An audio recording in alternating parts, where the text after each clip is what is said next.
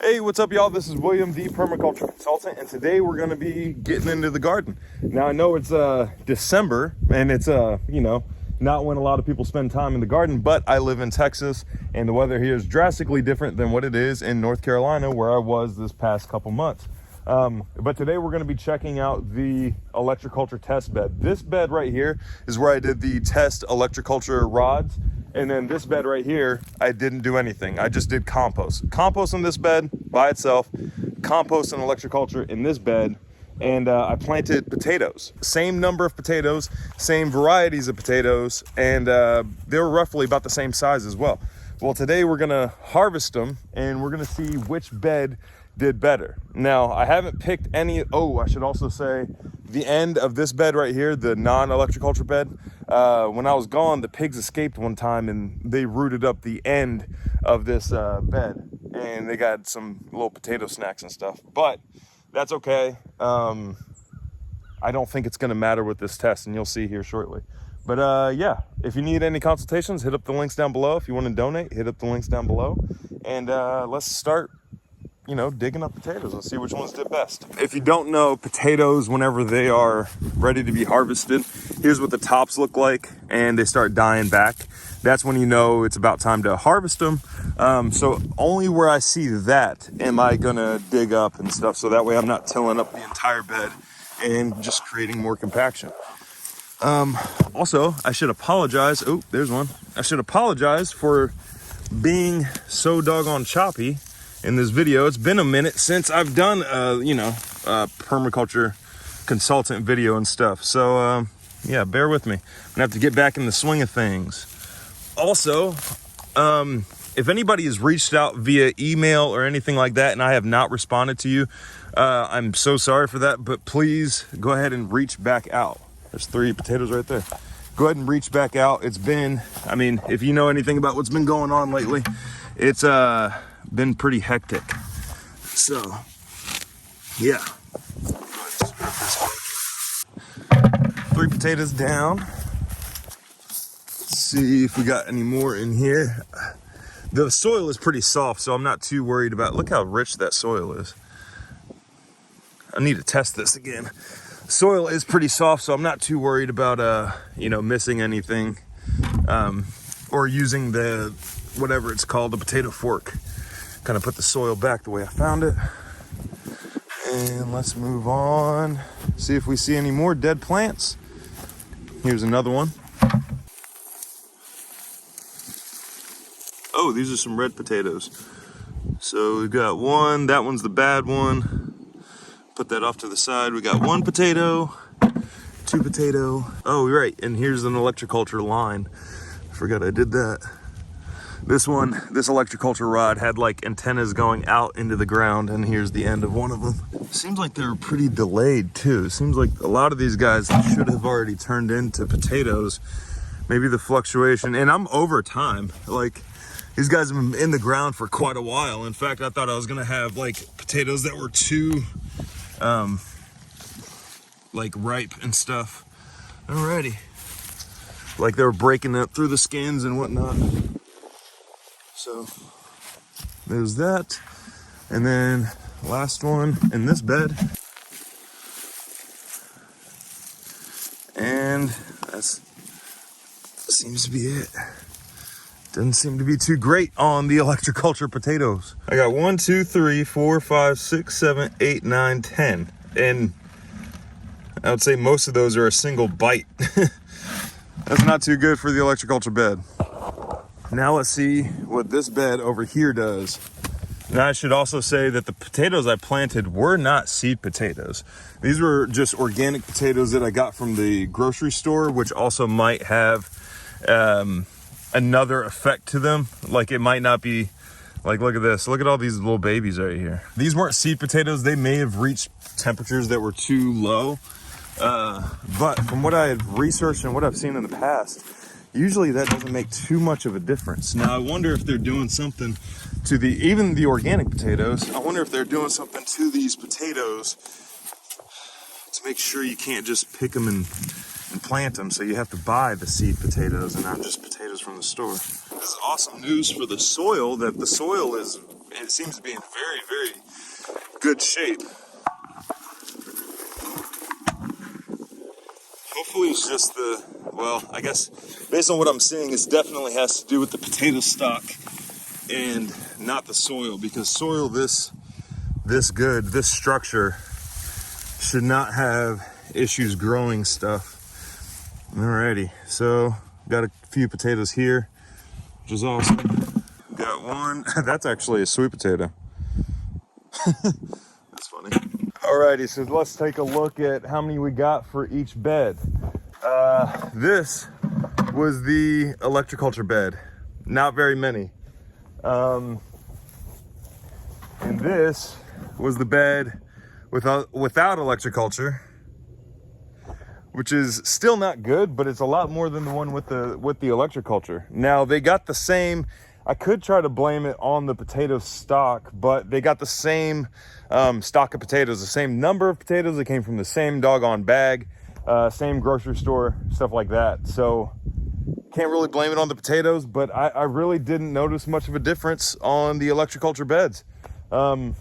In fact, it looked like they did worse. I don't know why that happened or how that happened. And like, some people are going to say, oh, well, and this is one of the common things that I hear about Electroculture was like, oh, you didn't do the right antenna, or oh, your thing wasn't oriented properly. And that seems to be the response. I've seen quite a few of these YouTube videos, and it seems like that's what the typical response is in the comments, was like, oh, you didn't do this part correctly, you didn't do this part correctly. And I've seen a bunch of different variations. And yeah, I think it's more of a fad than anything else. I'm not sure that this Electroculture stuff works. I did hear one method where you have to hook it up to like a car battery. Nowhere else in nature do you have car batteries out there just chilling so the food can grow or the forest can grow. Like, that forest back there is thriving with very, very little, if any, human intervention. In fact, behind the property, but it's still the property, but behind that fence, there's a whole new growth forest that all grew on its own. Like, I didn't have to put car batteries out there. I didn't have to do Electroculture, but there's soil life that provided everything that those trees needed to grow. And that's what I'm trying to mimic in my garden, as little human intervention as possible. Like, ideally, all I'd have to do is plant and harvest, which is exactly what I did for the sweet potatoes. All I did was plant a cover crop, which is the reason you see all this clover through here. I'm going to get a heavy, dense cover crop going through the winter. And then I just harvested them. I think I watered them in, and that was it. So yeah, and this summer we didn't get much rain. And in fact, those heavy rainstorms that came through, was it like beginning of August, did not hit DeKalb. Like, they skirted around DeKalb. We saw the storm, it was just way over there. And it's flat, so you can see that forever. What we're gonna do now is we're gonna raise the spirits up a little bit, our spirits up after that depressing potato harvest. And we're gonna harvest some of these turnips, which is still slightly depressing because the middle of the bed was planted with spinach, and then the outside of the bed was planted with beets. Neither one of those even germinated, which makes me think, okay, the seeds, but the turnip seeds did outstanding. So that's what we're about to harvest. So here's a couple of the turnips I've pulled up so far. The meat part is pretty, well, it's pretty small so far. I think they get bigger. Oh yeah, they do. They get bigger the further we get into it. Now, even these small ones, that's fine, because we can still eat the turnip greens and stuff. So that's still exciting. But yeah, we had a bad potato harvest, but we're gonna have a good, nice, good turnip harvest. Oh, I just realized I did not go back and thin these turnips out. I think I had left by the time it was ready to do that. So that might be part of the reason that these turnips are small. Ooh, look at these guys. Oh yeah, now that's a nice big old turnip right there. Ooh, another one. Whew. I know they get much bigger than that, but not bad for a completely neglected garden. Oh, there's some more big ones too. Now, as far as like further processing them, I'm just gonna pull the bulb off the green and throw the bulb in the bucket and toss the green off to the side. Some of the greens I will go ahead and give to the piggies, just because, you know, 10% loss to nature. Got to calculate that in, even if they did already kind of help themselves to parts of the garden. Go ahead and bring some over to them. They'll get more of the greens than they will the turnips, that's for sure. Alrighty, so there we go. We got our bucket of turnips right here. Awesome. I didn't even really, there was very little work or labor that went into this bucket of turnips. And then we have all these piles of turnip greens down here.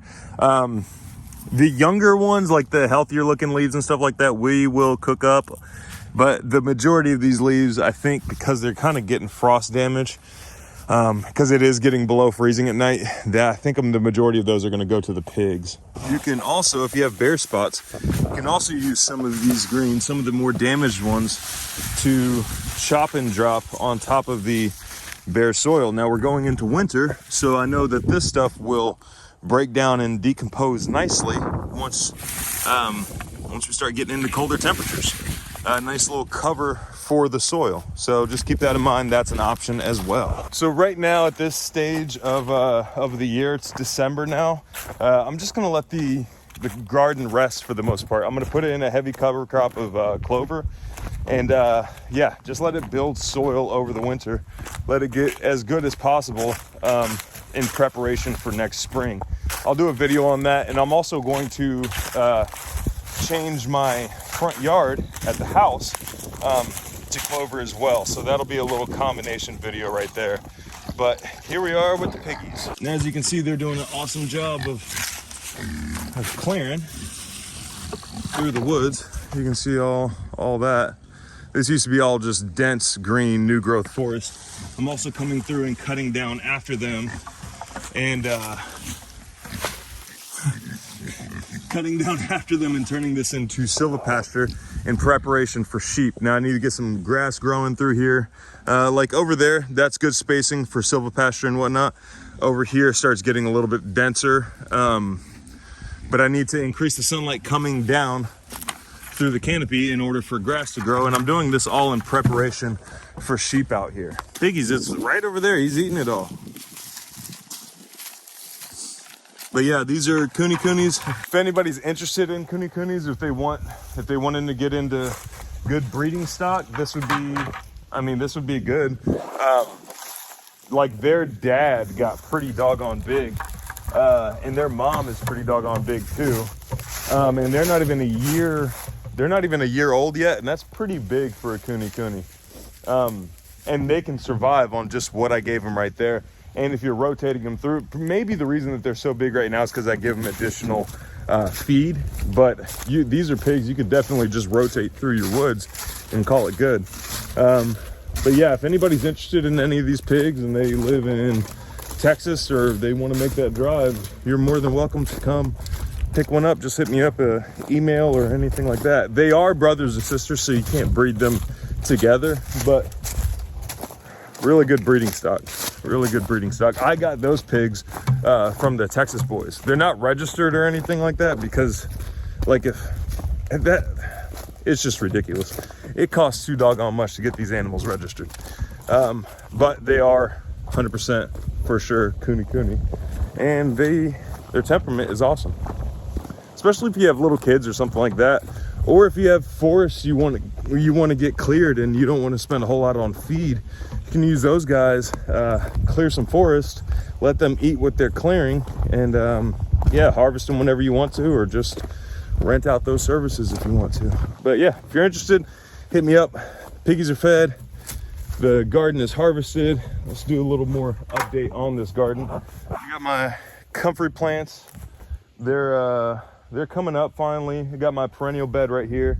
This is the bed with the peppers. Now these peppers I need to go ahead and trim down and get them covered up because I'm going to overwinter them. So there's that. This is another perennial bed which I need to plant with trees. Honestly, it's been so hectic lately. I don't even know what's going on. This is another bed with peppers in here. A lot of the peppers just kind of went bad on the vine, especially with that last frost.